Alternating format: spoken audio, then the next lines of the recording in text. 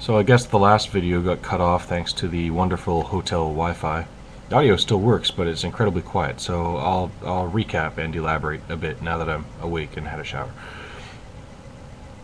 What I'm about to say depends on, I mean, everything's relative, right?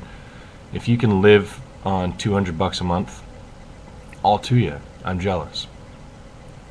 I think for the purposes of this conversation, where we're trying to make generalizations about game development, the industry, and indies in general, we need a baseline to work off of.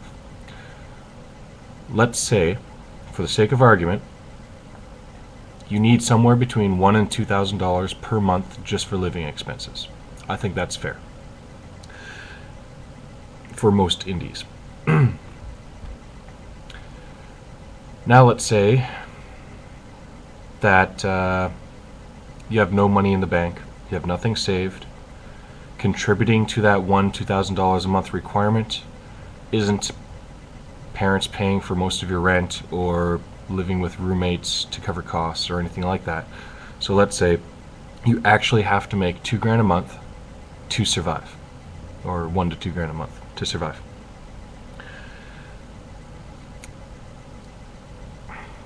You can't make a big game like that.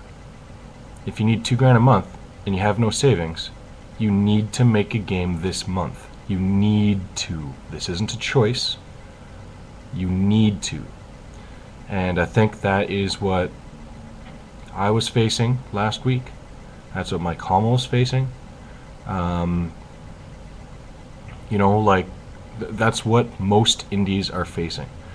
And the few indies that do have some expenses covered, say by a side job or, still living with the parents or whatever, whatever they're doing to save money, they're not doing that so that they can make a long game and keep up that lifestyle. They want to break away from that and become independent game developers. At least my target audience here is. So it's really easy to draw a nice graph, and I recommend, if you haven't actually done this with a pen and paper, do it. Even if you agree with me in your head, it's really good to visualize this.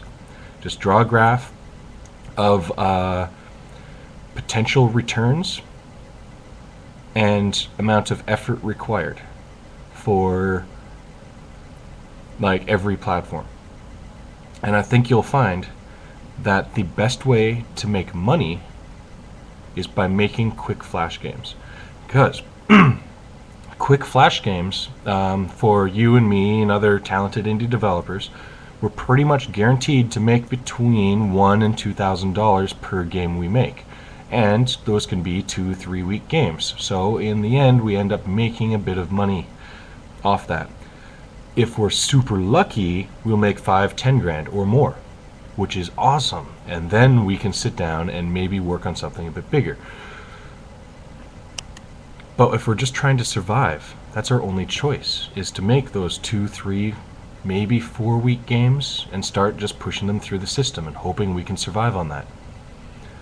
I'd love to spend a year on a game, but I don't have a year's living expenses in the bank. I really wish I did. And if you have it, awesome. I hope you're successful with it.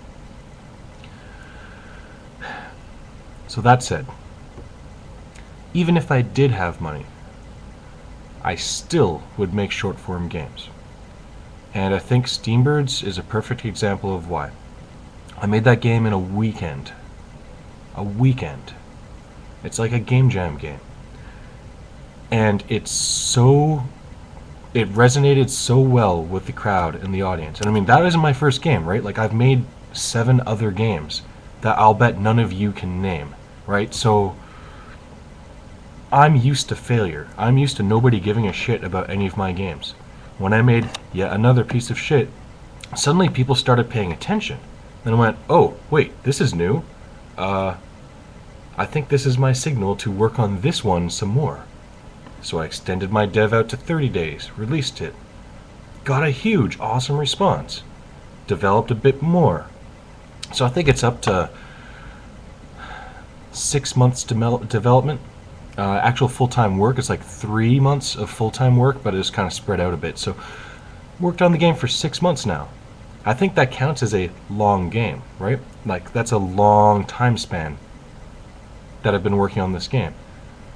But I didn't just strike out to start working on it and didn't release anything, right? I released every step of the way to make sure I'd always have a paycheck at the end of the journey.